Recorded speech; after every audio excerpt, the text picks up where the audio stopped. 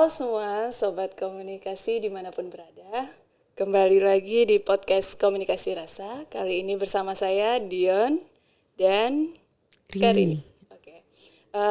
Komunikasi Rasa hari ini kita akan membincang terkait isu lingkungan dengan tema Masyarakat Bengkulu Peduli Lingkungan Hidup. Tanda tanya. Nah, tanda tanyanya akan kita jawab di perbincangan kita pada kali ini. Tapi terlebih dahulu saya akan memperkenalkan siapa tamu spesial kita pada podcast kali ini adalah Karini, Helty Marinis Payung, seorang jurnalis yang saat ini menjabat sebagai Kepala Biro LKBN Antara Bengkulu. Halo Karini. Iya. Apa kabarnya nih? Baik. Baik. Nah, Karini ini teman-teman menamatkan pendidikan di Fakultas Pertanian Universitas Bengkulu pada 2005, kemudian mulai terjun di dunia jurnalistik hingga saat ini. Karini juga aktif dan memberi perhatian lebih pada isu lingkungan, terlebih dalam karya-karya jurnalistiknya. Di 2010, Karini menjadi pendiri komunitas peduli Puspalangka Bengkulu, kemudian 2011 pendiri komunitas Mangrove Bengkulu, 2016 pendiri Tiger Heart Bengkulu, 2018 Fossil Free Bengkulu, kemudian 2016 menjadi koordinator The Society of Indonesian Environment Journalists, Simpul Bengkulu. 2014, Karini pernah mengikuti pelatihan meliput perubahan iklim LPDS di Norway. Di Norway itu. Di Paris. Di Paris ya Kak. Di 2015 menjadi pemenang dalam lomba menulis perubahan iklim yang digelar Kedutaan Norwegia dan hadiahnya adalah meliput KTT iklim di Paris. Nah, di 2018 mulai menjabat sebagai Kepala Biro LKBN Antara Bengkulu. Terima kasih Karini sudah meluangkan waktunya. Hari ini podcast Komunikasi Rasa tuh mau membincang terkait isu lingkungan. Mungkin yang pertama kita bilang Karini, Bengkulu tuh bukan kota industrial, bukan juga kota metropolitan. Tapi mengapa sih kita perlu juga peduli terhadap lingkungan hidup? Mungkin perlu diberikan gambaran bagaimana keadaan lingkungan hidup saat ini di Bengkulu.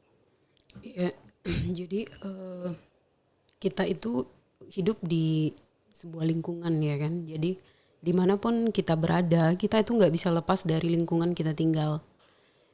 Misalnya kita hidup di Bengkulu itu kita nggak bisa udara apa yang kita pilih gitu untuk kita hirup gitu kan. Kita kan ada di sebuah lingkungan itu pasti terpengaruh dengan sekitarnya gitu. Jadi itu yang harus kita pahami dulu bahwa kita nggak bisa lepas dari apa yang ada terjadi di sekitar kita gitu. Itu yang harus kita sadari dulu gitu supaya kita bisa merespon atau sadar bahwa lingkungan sekitar kita itu mempengaruhi langsung terhadap diri kita gitu. Ya, jadi walaupun kita bilang kita bukan kota besar dan tanda kutip, walaupun peluang untuk kerusakan lingkungan hidup pun itu masih ada kalau kita tidak aware gitu ya. terhadap keadaannya. Kalau di Bengkulu ini Kak yang paling cukup krusial masalah lingkungan hidup itu pada sisi apa sih Kak? Ya, kalau di Bengkulu secara umum hampir sama ya dengan wilayah lain di Indonesia gitu. Urusan lingkungan itu lebih ke kondisi udara yang dihirup, apakah sehat atau tidak, air yang dikonsumsi, apakah sehat atau tidak, karena itu kan yang langsung berpengaruh dengan kita gitu. Udara dan air, makanan seperti itu kan kita dapat pasti dari lingkungan yang baik gitu. Kalau sudah lingkungannya tidak baik, kebutuhan itu kan kebutuhan utama ya. Setiap orang gitu itu membutuhkan itu kebutuhan hidup yang paling vital gitu. Ketika lingkungan sudah tidak baik, ya pasti kita akan terpengaruh gitu. Nah, di Bengkulu sama dengan hal lain di daerah lain juga khususnya Sumatera itu persoalan lingkungannya hampir sama gitu. Ada soal abrasi di wilayah pesisir gitu kan, penggunaan dipicu oleh pemanasan global lah ya, dan itu semuanya ya aktivitas kita sebagai manusia gitu. Tidak lepas dari itu perubahan iklim gitu, krisis iklim yang sekarang kita hadapi. Walaupun kita di Bengkulu kita nggak aman gitu karena krisis iklim itu mempengaruhi secara global Jadi kita nggak bisa kita di Bengkulu nih nggak akan terpengaruh, nggak gitu, pasti kena gitu. Juga Mulai dari terdampak karena dia kan satu kesatuan, terutama misalnya suhu ya, yang berapa waktu belakangan ini kan kita kerasa kepanasan banget terus ya. gitu kan. Pagi-pagi aja udah Beda gitu. Yang misalnya saya secara pribadi kalau selama berapa tahun tinggal di Bengkulu itu tidur malam hari itu nggak pernah pakai kipas atau pendingin, tapi sekarang harus pakai gitu karena nggak bisa tidur tanpa itu gitu kan. Nah itu perubahan-perubahan yang tanpa kita sadari sebenarnya terjadi gitu dan nyata gitu kan. Walaupun kita bilang di Bengkulu itu nggak terlalu kok ininya, misalnya kebakaran hutan nggak, kita memang nggak cenderung aman, relatif aman ya dari asap kebakaran gambut gitu. Sebagian besar memang kan yang asap-asap itu dari gambut yang terbakar itu di wilayah masyarakat yang ada di Riau misalnya, itu yang paling lebar gitu wilayahnya, Riau, Sumatera Selatan, Jambi. Nah kalau dari asap memang kita cenderung aman. Nah tapi kalau soal bicara kerusakan hutan misalnya, soal perambahan, kehilangan tutupan hutan yang bikin udara suhu semakin panas, itu kita mengalami dengan kondisi tadi. Walaupun misalnya kita di Bengkulu tidak terlalu rusak gitu, tapi kenyataannya kan kita ikut merasakan kan. Kita tuh sudah menyadari ada persoalan, ada perubahan ada gitu. degradasi lingkungan, kita mulai ada masalah gitu kan. Tapi ada beberapa berita yang sudah naik mungkin Kak kemarin, kalau nggak salah Dian tuh tentang kualitas hasil laut di Bengkulu karena kadar airnya pernah naik kalau nggak salah. Ya suhu udara di perairan itu kebetulan kalau di saya secara pribadi gitu kan, dalam menjalankan profesi jurnalis itu lebih cenderung ke isu-isu lingkungan. Nah yang saya pahami, kenaikan suhu di laut itu juga selain mungkin perubahan alam ya, ada juga kontribusi dari pembuangan limbah gitu, limbah ke laut gitu. Misalnya contoh kayak ada PLTU batubara di Teluk Sepang gitu kan, dan PLTU ini di Indonesia banyak dan paling banyak itu di Jawa gitu jumlah unit-unitnya. Nah setiap PLTU ini dia mesin itu dihidupkan untuk membakar ini kan air untuk menghasilkan uap untuk memutar turbin. Nah bahan pembakarnya itu batu bara, makanya disebut PLTU berbahan bakar batu bara. Jadi batu bara yang dibakar gitu untuk ngidupin api membakar merebus air itu. Nah uap air itu yang menjadi pemutar turbin menghidupkan listrik gitu. Nah mesin PLTU itu setelah dipakai dia akan didinginkan. Caranya dengan memberikan air gitu untuk mendinginkan mesin, diberikan air. Nah terus hasil pendinginan air mesin ini dibuang kembali ke laut. Nah dalam saat dibuang ke laut, pemerintah itu mengizinkan suhu yang dibuang itu 40 derajat gitu. Nanti bisa dirasakan seperti apa air panas 40 derajat. Nah itu boleh gitu dalam aturannya ya, dalam aturan Kementerian Lingkungan Hidup itu bisa, ada saya nggak hafal nomornya, 40 derajat. Nah gitu. Nah sementara suhu air laut kita di perairan Sumatera ini secara umum itu 29 sampai 30 derajat Celcius suhunya. Nah ketika 40 derajat ditambah gitu yang panas itu tiba-tiba itu ya, kalau berdasarkan beberapa penelitian yang aku juga baca beberapa itu pengaruhnya sangat signifikan gitu, terutama ke biota-biota laut yang tidak tahan dengan perubahan suhu yang tiba-tiba gitu kan, shock. Nah sementara dalam peraturan juga yang di Kementerian LHK juga bikin peraturan, ada satu gitu yang peningkatan suhu air laut itu hanya boleh 2% dari yang rata-rata normal tadi kan. Kalau 29 30 berarti kan cuma bisa 31 32 gitu kan, yang bisa ditolerir gitu oleh makhluk biota laut. Nah jadi ada aturannya ada kontradiksi ini yang mana gitu. Sementara yang penelitian kenaikan suhu itu memang didukung para peneliti kelautan gitu, dan memang benar kalau suhu meningkat gitu naik, yang paling terdampak itu biota-biota yang kecil, misalnya kayak ganggang apa gitu, yang perannya sangat penting sebenarnya untuk kelangsungan kehidupan di perairan. Dan yang paling terpengaruh itu terumbu karang.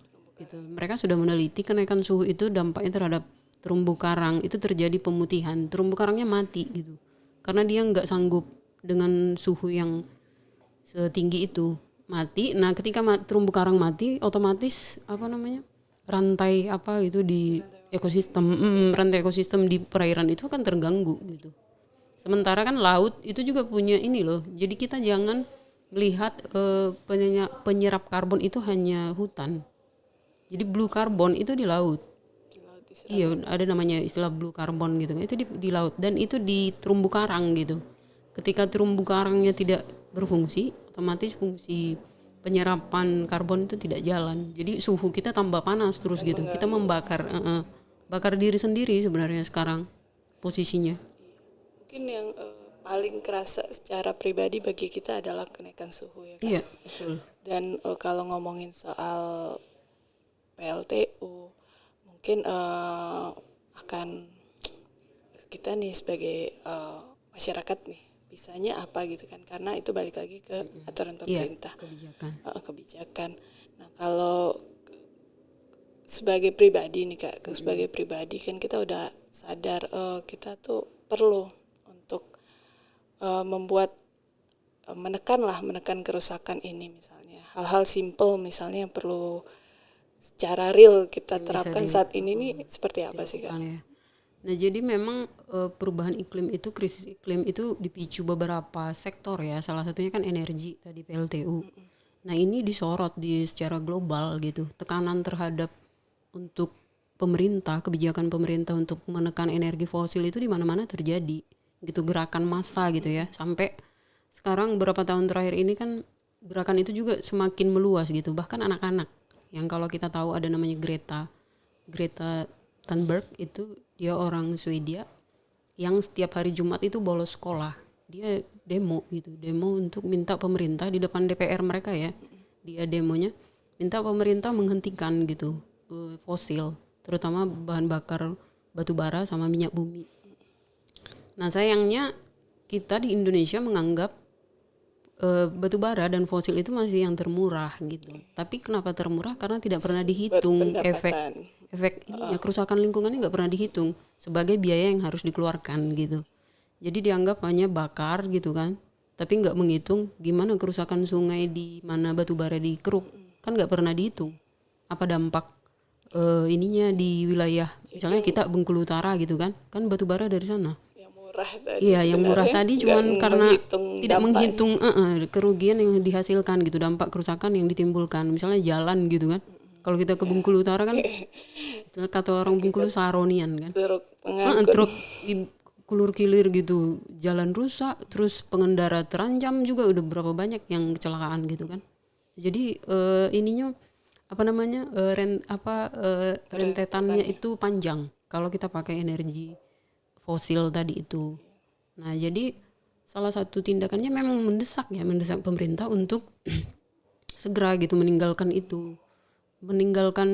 energi fosil itu. Justru keuntungannya berkali lipat bagi lingkungan, bagi manusia gitu, kesehatan gitu kan. Nah, secara pribadi apa yang bisa kita lakukan, misalnya ya teman-teman di kampus juga bisa bikin penelitian gitu ya, untuk kita meyakinkan ini memang tidak baik untuk kita teruskan gitu, harus dihentikan. Kampanye gitu. Karena yang terdampak langsung kita loh, nggak bisa kita memilih itu tadi udara mana yang harus kita hirup, kan nggak bisa kita pilih.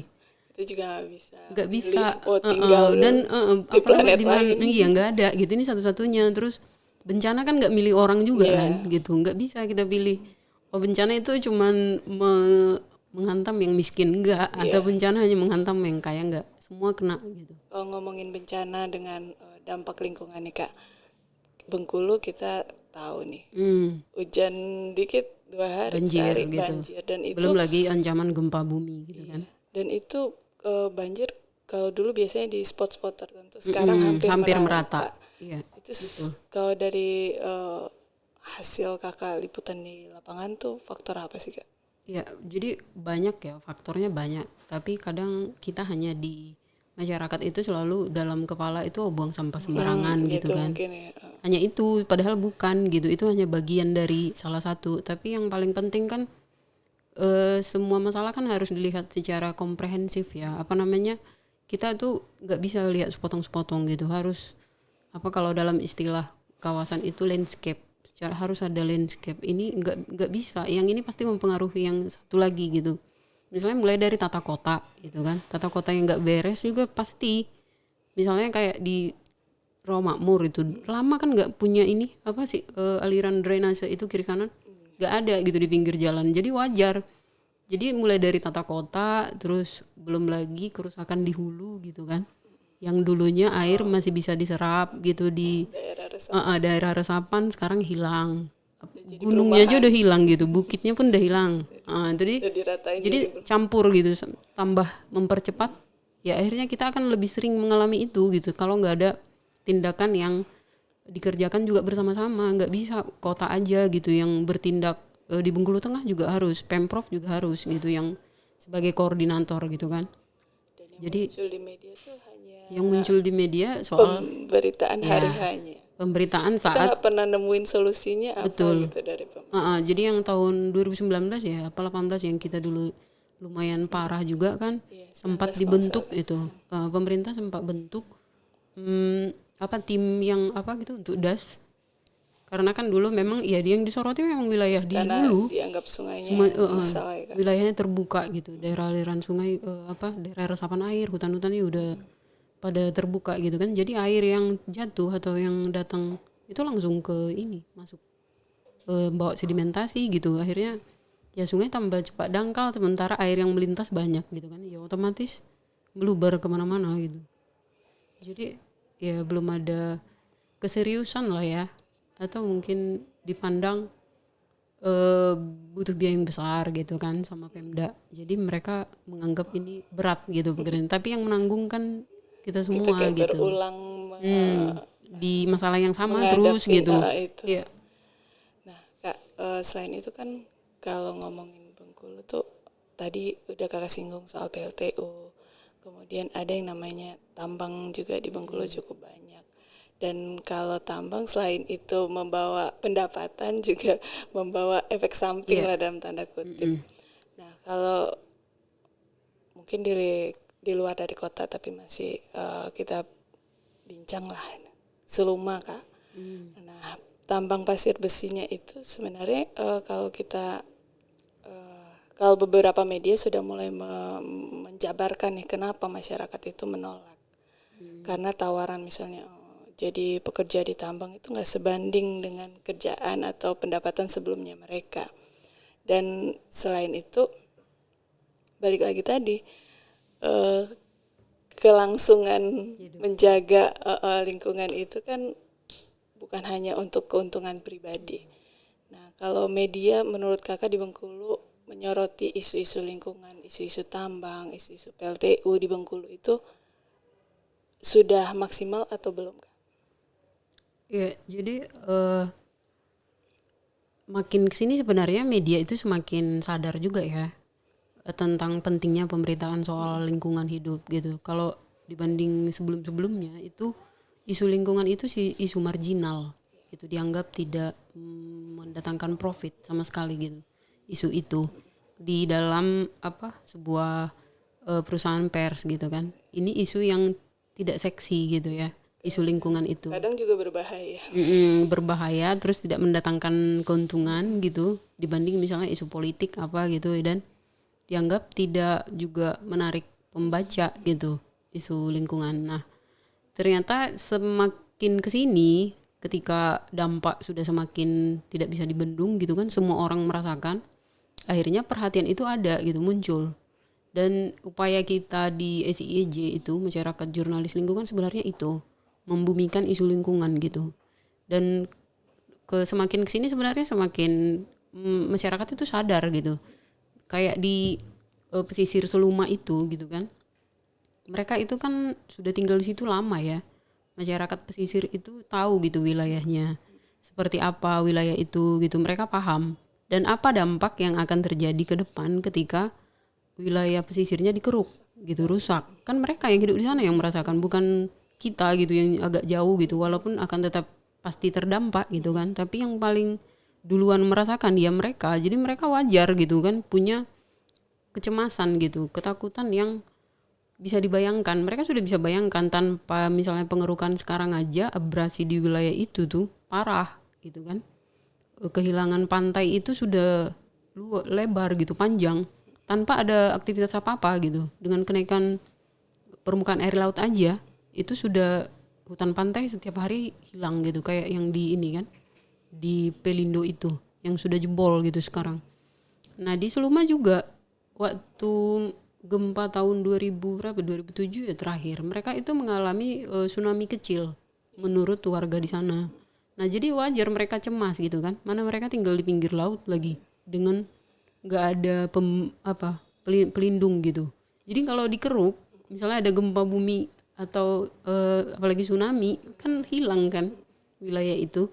Nah itu logika sederhana yang mereka ini sampaikan gitu berkali-kali, bahwa kami di pesisir ini perlu benteng gitu. Kalau misalnya udah ditambang habis, ya jangan-jangan rumah juga akan ikut hanyut ketika gelombang besar gitu.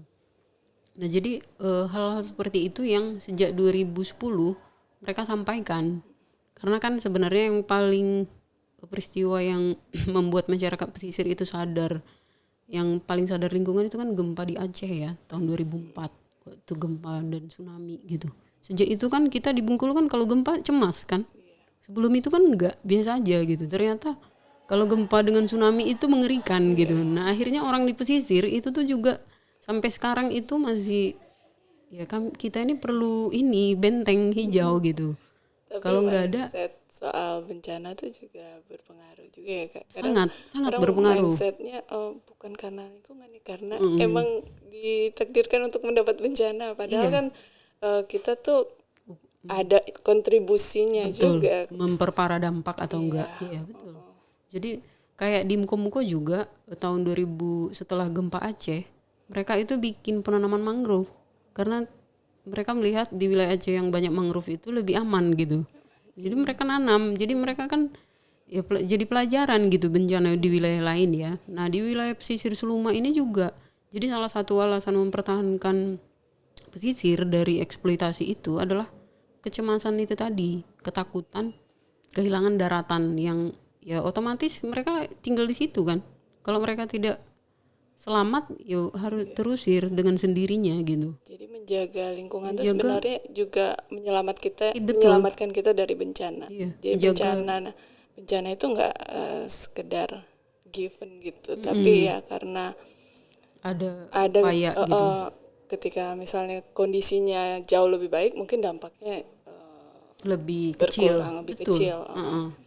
Nah Kak, eh, isu lingkungan itu kan interdisipliner. Jadi mungkin beberapa yang nggak paham soal rantai makanan, soal kajian kimianya, tapi dalam khususnya perspektif sosial, komunikasi, nah, membicarakan isu lingkungan itu menjadi perlu karena eh, kalau kita pribadi misalnya bikin kampanye untuk peduli saat ini kan Kak, nggak, walaupun nggak paham soal misalnya kajian-kajian kimianya, tapi misalnya kita mengurangi penggunaan plastik, tapi kita ada botol plastik, atau kita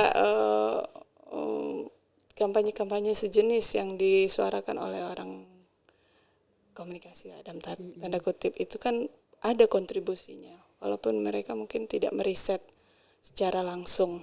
Iya. Ya jadi kalau untuk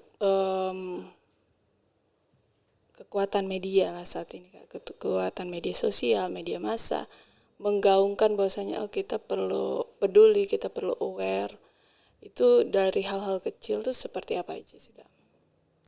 Iya, jadi media kan memang membentuk opini ya, Iya.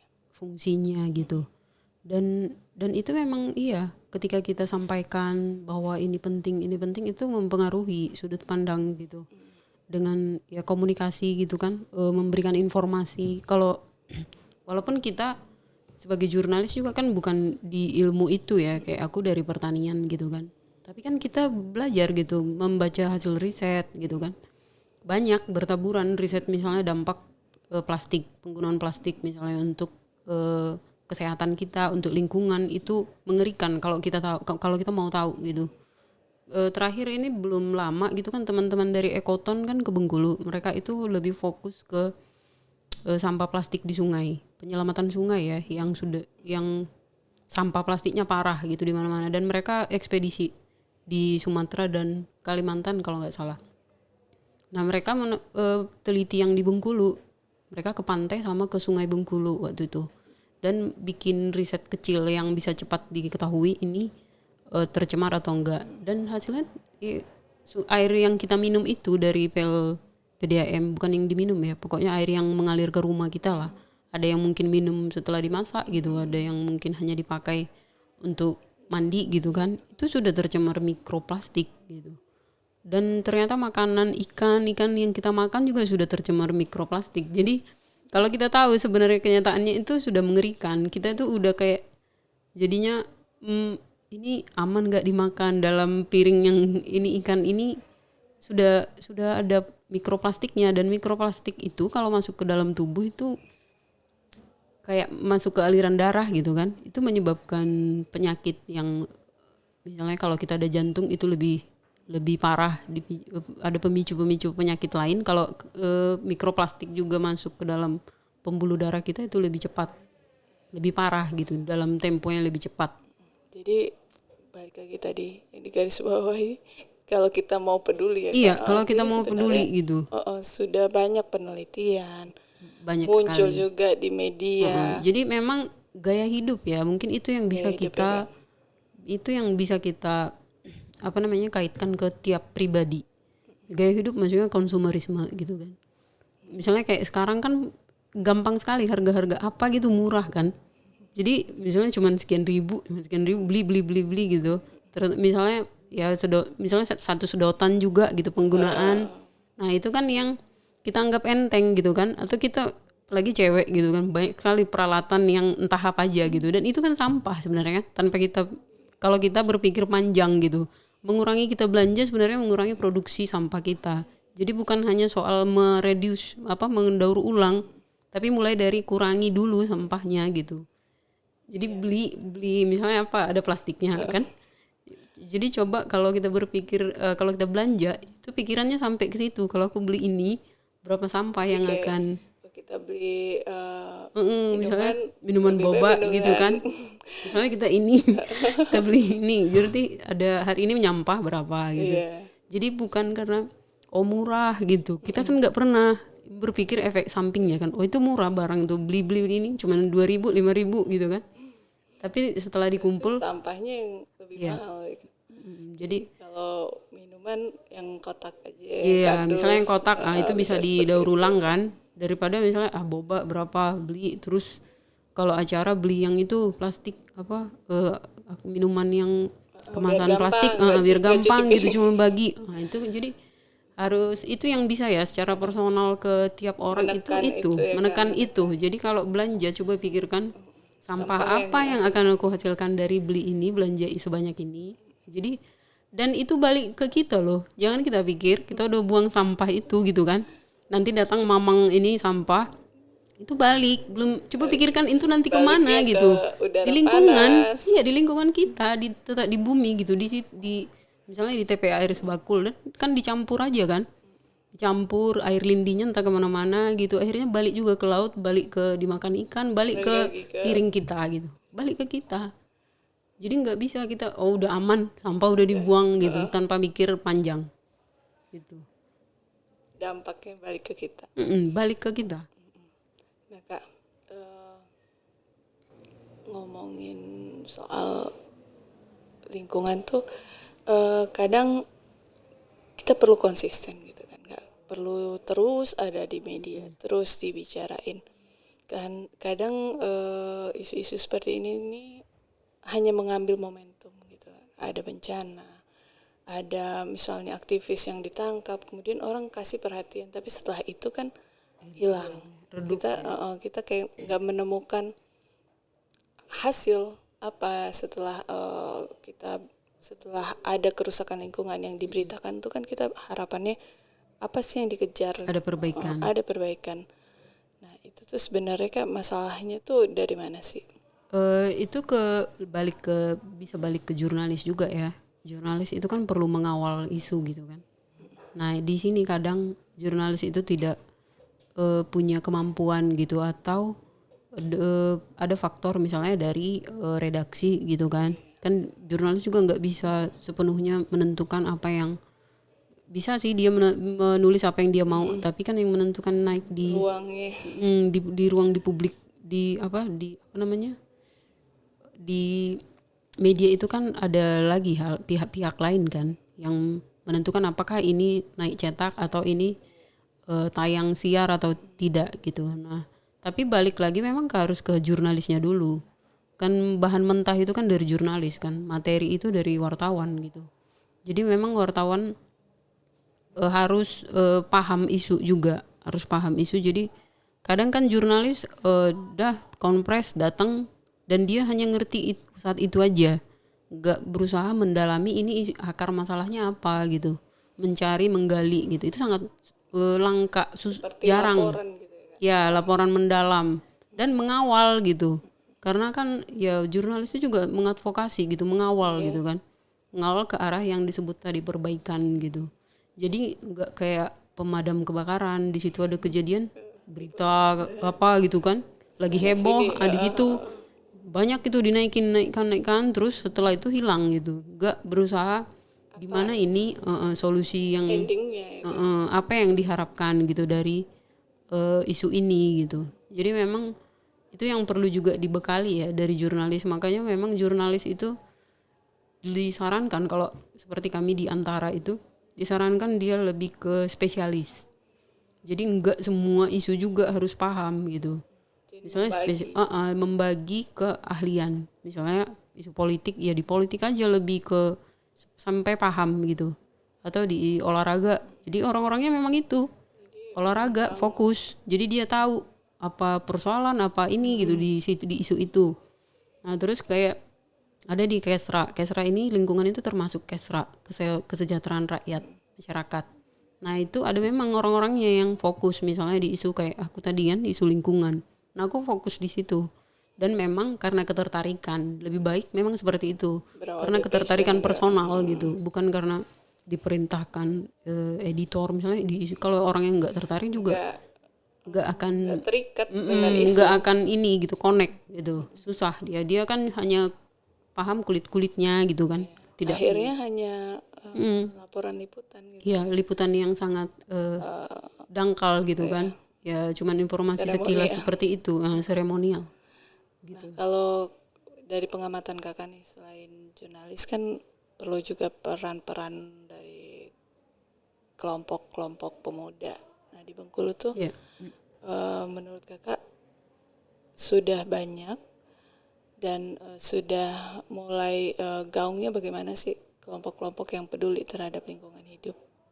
Iya, jadi di Bengkulu termasuk ini ya, perhatian terhadap lingkungan itu termasuk tinggi ya, termasuk tinggi gitu, dilihat dari komunitas-komunitas yang ada gitu, walaupun tinggal konsistensi mereka yang harusnya terus diasah gitu.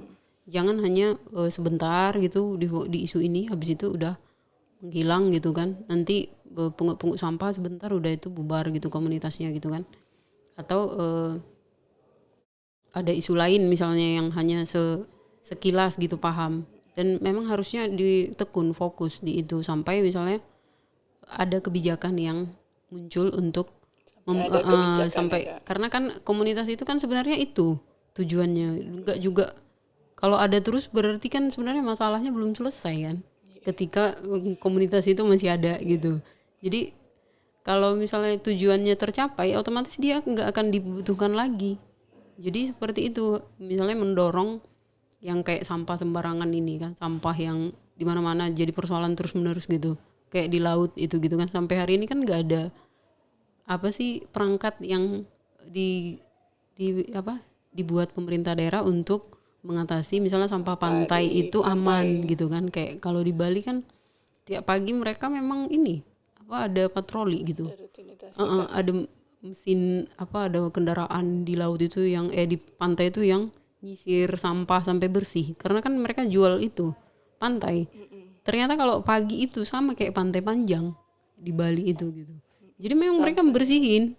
Ya, bedanya dibersihin apa? Iya, bedanya dibersihin, yang kita enggak. Jadi pemandangan yang kadang kita malu gitu bawa kawan gitu kan. Kalau ke Bengkulu yang wilayah daerah pantai yang malah apa nih, yang sebelah Pantai Jakat itu, yang sepanjang hari, sepanjang itu sampahnya tetap seperti itu gitu.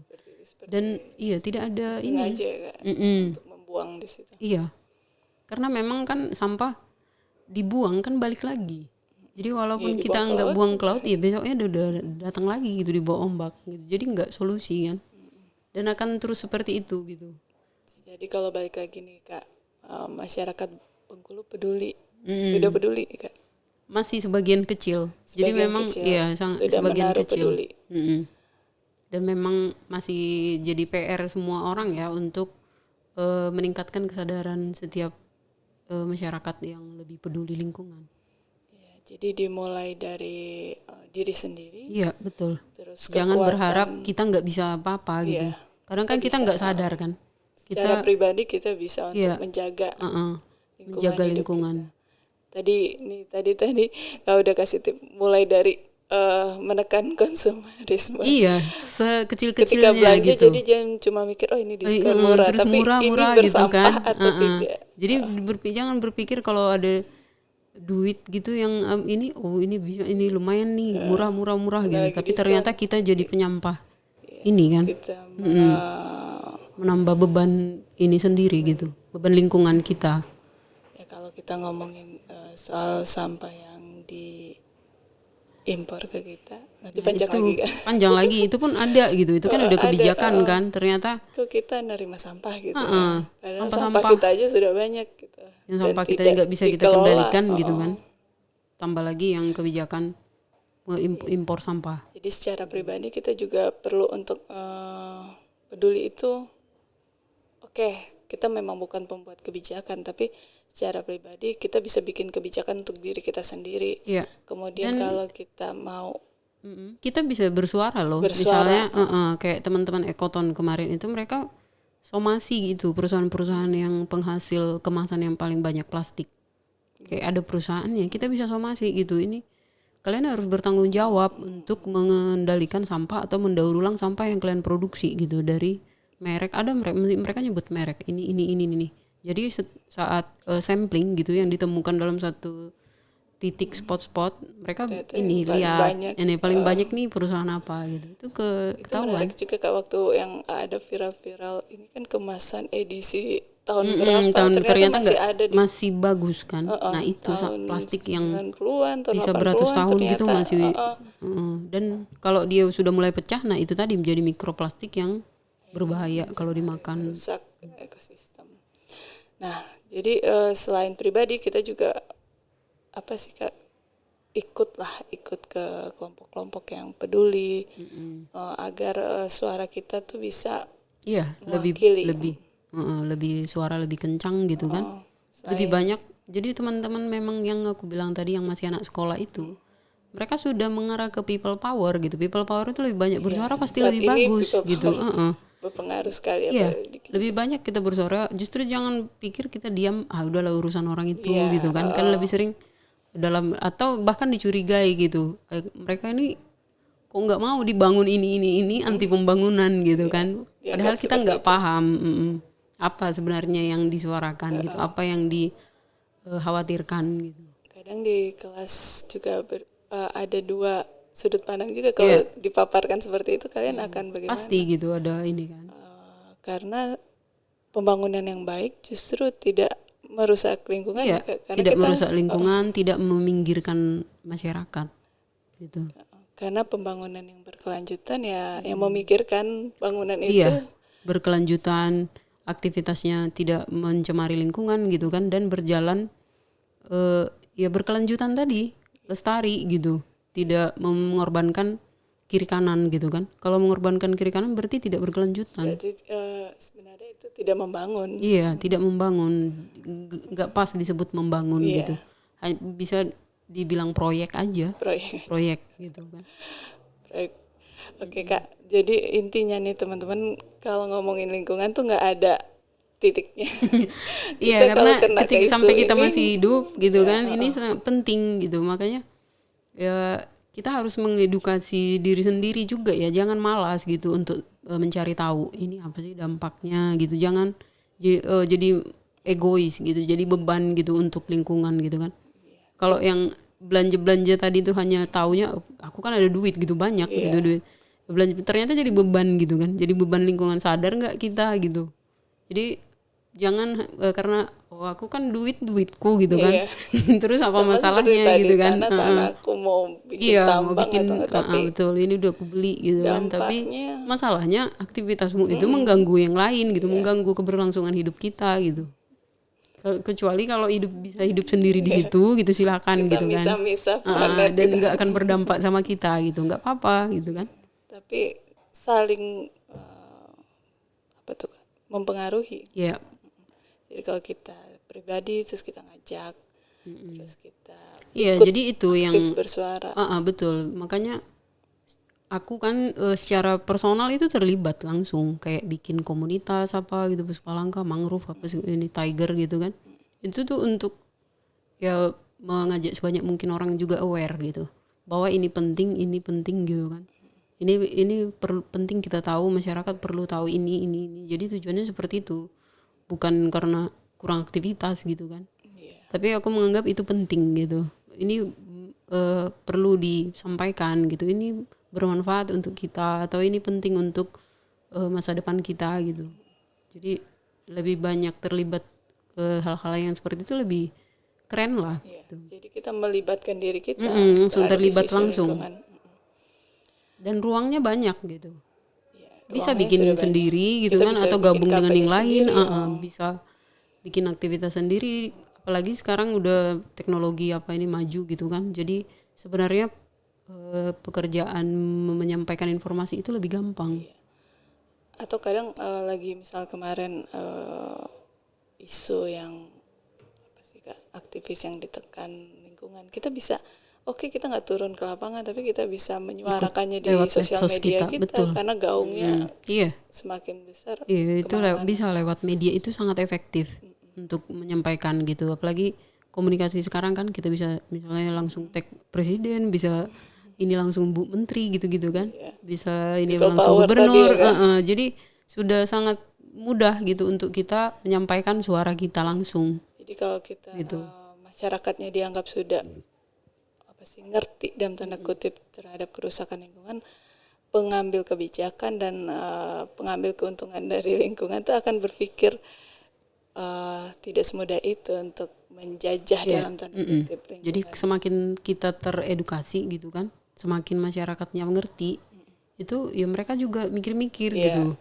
Ini ternyata nggak bisa dibohongin mereka, nggak bisa dibodohi gitu kan. Mereka ternyata udah paham gitu apa efek dan dampaknya. Karena nah itu juga yang jadi persoalan ya, kita kan memang butuh investasi gitu kan. Tapi kan kita butuh investasi yang itu tadi tidak membahayakan kehidupan kita gitu kan.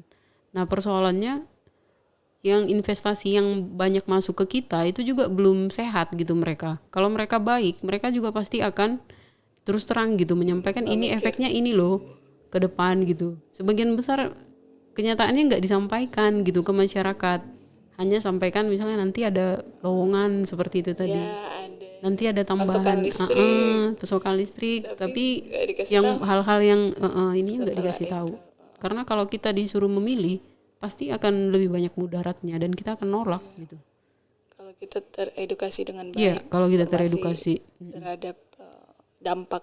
Iya, kayak misalnya PLTU yang selama ini kan baru ini kan yang pertama di Bengkulu kan kita nggak tahu apa itu wujudnya gitu kan, seperti apa nanti kalau dia beroperasi. Nah, ternyata sangat mengerikan gitu, dampaknya kemana-mana gitu. Lebih bagus kenapa nggak banyak alternatif gitu yang ternyata lebih menyelamatkan kita, kenapa nggak milih itu gitu kan, yang katanya mahal tapi mahal tapi minim risiko yang jadi milih murah tapi keselamatan kita yang balik lagi dipertaruhkan tadi, Kak, gitu. Bencananya kan nggak milih-milih ya. Nah itu ternyata kan gitu, kita nggak Dampak bisa. kerusakan tuh nggak karena kita merasa dingin sendiri karena udara sama, air yang Nggak sama bisa yang kita kan? konsumsi, Nggak bisa udara kita pilih sama kan? yang kita hirup. Jadi peduli itu ya dimulai dengan diri sendiri dan mau untuk menyuarakan di Betul. maupun aktif secara langsung maupun di media sosial.